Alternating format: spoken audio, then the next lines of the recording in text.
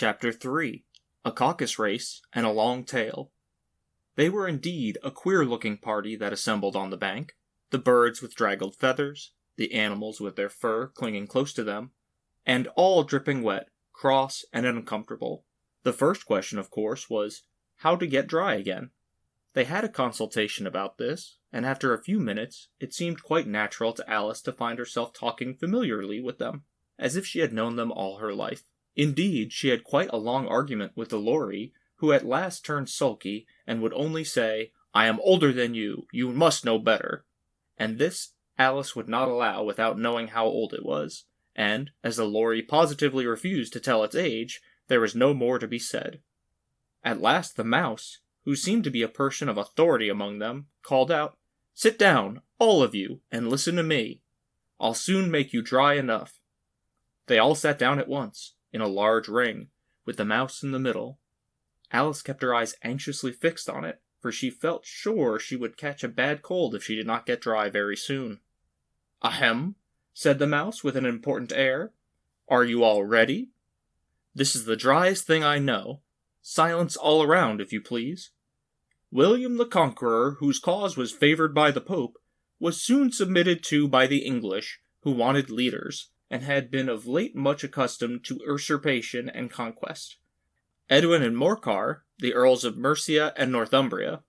"Ugh," said the Lory, with a shiver. "I beg your pardon," said the Mouse, frowning, but very politely. "Did you speak?" "Not I," said the Lory hastily. "I thought you did," said the Mouse. "I proceed. Edwin and Morcar, the Earls of Mercia and Northumbria, declared for him. And even Stigand, the patriotic Archbishop of Canterbury, found it advisable." "Found what?" said the Duck. "Found it," the Mouse replied, rather crossly. "Of course you know what it means." "I know what it means well enough. When I find a thing," said the Duck, "it's generally a frog or a worm. The question is, what did the Archbishop find?" The Mouse did not notice this question, but hurriedly went on. "Found it advisable to go with Edgar Atheling to meet William and offer him the crown. William's conduct at first was moderate, but the insolence of his Normans— How are you getting on now, my dear?" it continued, turning to Alice as it spoke. "As wet as ever," said Alice in a melancholy tone. "It doesn't seem to dry me at all." "In that case," said the Dodo solemnly, rising to his feet, "I move that the meeting adjourn, for the immediate adoption of more energetic remedies." "Speak English," said the Eaglet. "I don't know the meaning of half those long words, and what's more, I don't believe you do either." And the Eaglet bent down its head to hide a smile. Some of the other birds tittered audibly.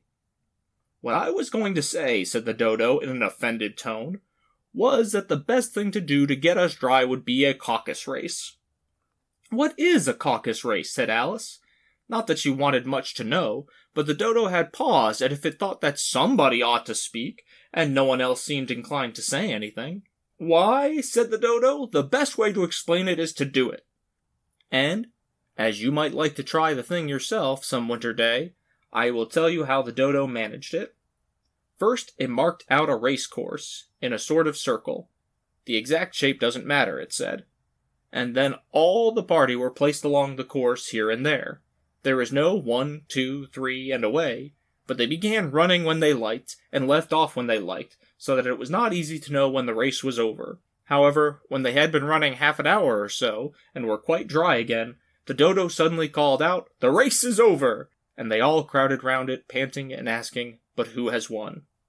This question the Dodo could not answer without a great deal of thought, and it sat for a long time with one finger pressed upon its forehead, the position in which you usually see Shakespeare in the pictures of him, while the rest waited in silence.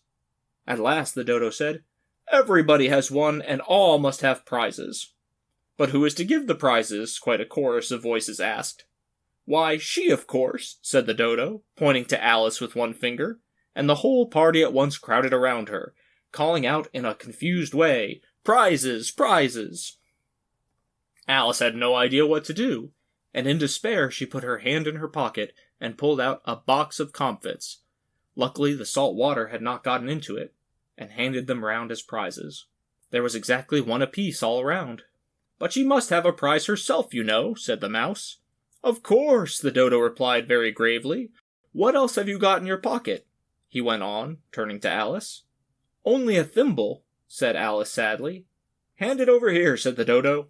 Then they all crowded round her once more, while the Dodo solemnly presented the thimble, saying, We beg your acceptance of this elegant thimble.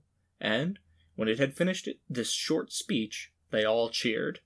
Alice thought the whole thing very absurd, but they all looked so grave that she did not dare to laugh, as she could not think of anything to say. She simply bowed and took the thimble, looking as solemn as she could. The next thing was to eat the comfits. This caused some noise and confusion, as the large birds complained that they could not taste theirs, and the small ones choked and had to be patted on the back. However, it was over at last, and they sat down again in a ring and begged the mouse to tell them something more. You promised to tell me your history, you know, said Alice, and why it is you hate C and D, she added in a whisper, half afraid that it would be offended again. Mine is a long and sad tale, said the mouse, turning to Alice and sighing. It is a long tale, certainly, said Alice, looking down with wonder at the mouse's tail. But why do you call it sad?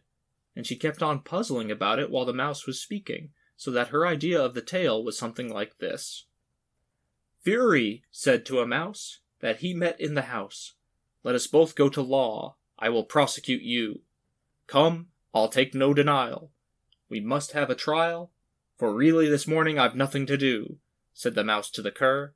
Such a trial, dear sir, with no jury or judge, would be wasting our breath. I'll be judge, I'll be jury, said cunning old Fury. I'll try the whole cause and condemn you to death.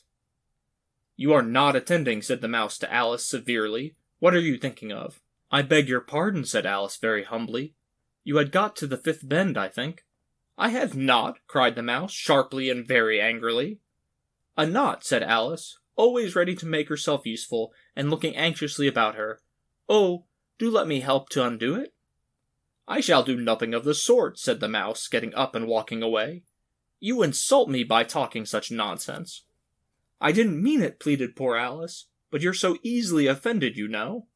The mouse only growled in reply. Please come back and finish your story, Alice called after it, and the others all joined in chorus. Yes, please do. But the mouse only shook its head impatiently and walked a little quicker. What a pity it wouldn't stay, sighed the Lory, as soon as it was quiet, and an old crab took the opportunity of saying to her daughter, Ah, my dear, let this be a lesson to you never to lose your temper. Hold your tongue, Ma, said the young crab, a little snappishly. You're enough to try the patience of an oyster. I wish I had our Dinah here. I know I do, said Alice aloud, addressing nobody in particular.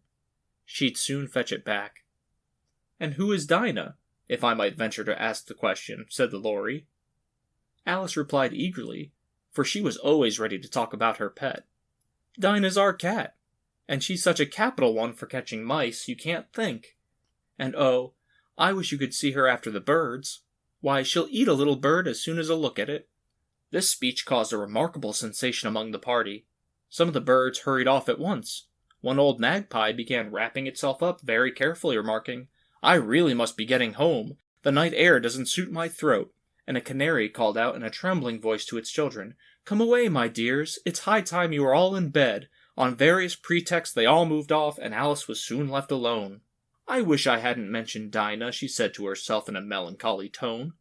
Nobody seems to like her down here, and I'm sure she's the best cat in the world. Oh, my dear Dinah, I wonder if I shall ever see you any more. And here poor Alice began to cry again, for she felt very lonely and low-spirited.